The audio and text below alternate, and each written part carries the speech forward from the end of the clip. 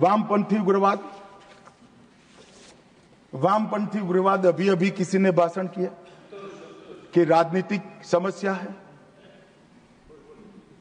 अब मुझे तो इस सोच पर ही दया आती है। विकास की दृष्टि से पिछड़े हुए कई जिले हैं, कई तहसीलें हैं। सबको मालूम है, लंबे कालखंड के बाद हम आजाद हुए। कोई भी सरकार हो, भले कांग्रेस की ही थी, मगर कोई 5-25 साल में सब जगह विकास नहीं पहुंचा सकता। हम पहुंचा रहे हैं अब सब जगह, मगर छूट गया होगा कोई बार। तो इसका मतलब ये नहीं कि हम देश की व्यवस्था को ही न माने, संविधान को ही न माने और सरकार लाचार बनकर देखती रहे। हजारों लोग बलि चढ़े। हिम्मत देखे साहब, पशुपतिनाथ से तिरुपति तक का लाल कॉरिडोर, 12 राज्य, कई जिले, कई तहसीलें, कई थाने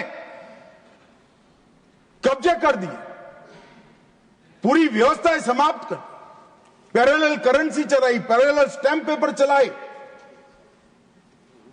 सरकारें बनाई, कोई बोलने वाला नहीं। मैं सबसे पहले एक बात इस सदन में जिम्मेदारी के साथ बताना चाहता हूं, 21 मार्च 2026 को इस देश से नक्सलवाद समाप्त। और मैं जो बोल रहा हूं, इसके पीछे नरेंद्र मोदी सरकार के 10 साल का परिश्रम, बारीक आयोजन, इनकी विकास की भूख संतोषने के लिए किए गए प्लानिंग और पैसों का आवंटन है। और सुरक्षा ग्रिड को एक भी जगह गैप न रह जाए, इस तरह से अपने पुख्ता किया है। मान्यवर, संवाद, सुरक्षा और समन्वय, ये 3 सिद्धांतों को अपनाकर हमने नक्सलवाद के खिलाफ हमारी लड़ाई जारी की। मैं फिर से एक बार डीआरजी, एसटीएफ, सीआरपीएफ, आईटीबीपी और बीएसएफ के जवानों को ढेर ढेर बधाइयां देना चाहता हूं, जिन्होंने घंटों घंटों तक, जहां सूर्य की किरण दिन दहाड़े भी ना पड़े, ऐसे घने जंगलों के अंदर पानी पिए बगैर, खाना खाए बगैर, नींद लिए बगैर इस समस्या के समाधान के लिए अपना सर्वोच्च बलिदान दिया है। मान्यवर, हमने नवीनतम टेक्नोलॉजी के साथ नक्सलवाद के खिलाफ लड़ने की शुरुआत की। लोकेशन ट्रेनिंग, मोबाइल फोन की गतिविधियां, साइंटिफिक कॉल लॉग्स का एनालिसिस, सोशल मीडिया का एनालिसिस, इनकी कुरियर सर्विस का रेखांकन, इनके परिवारों की आवाजाही का रेखांकन, और ये सब एकत्रित कर हमने हमारे सुरक्षा बलों को इंफॉर्मेशन से लैस करने का काम किया।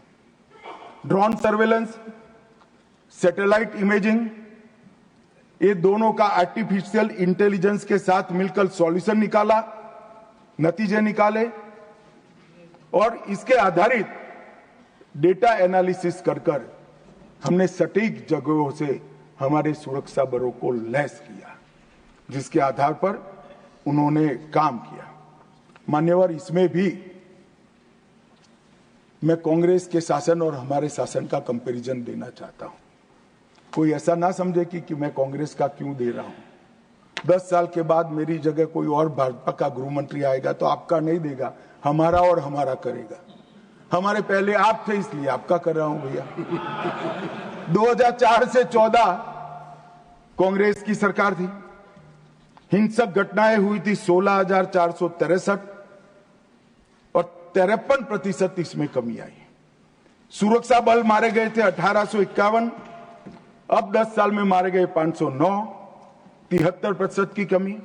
और नागरिकों की मृत्यु 4,766 से कम होकर 1495, 70% की कमी।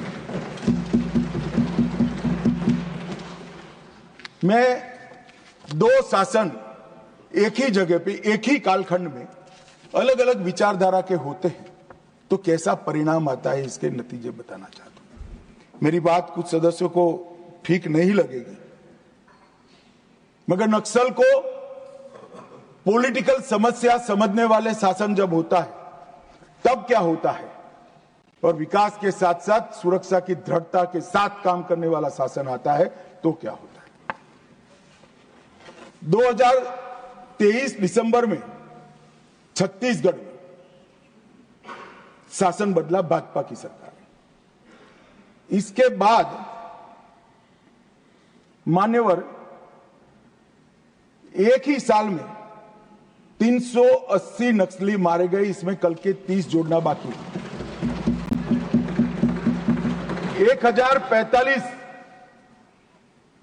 और 1194 गिरफ्तार हुए और 1045 सरेंडर कर गए और टोटल 2619 संख्या में कमी आई मान्यवर, 2619। और ये सब करने में सुरक्षा बलों की हताहत 26 है।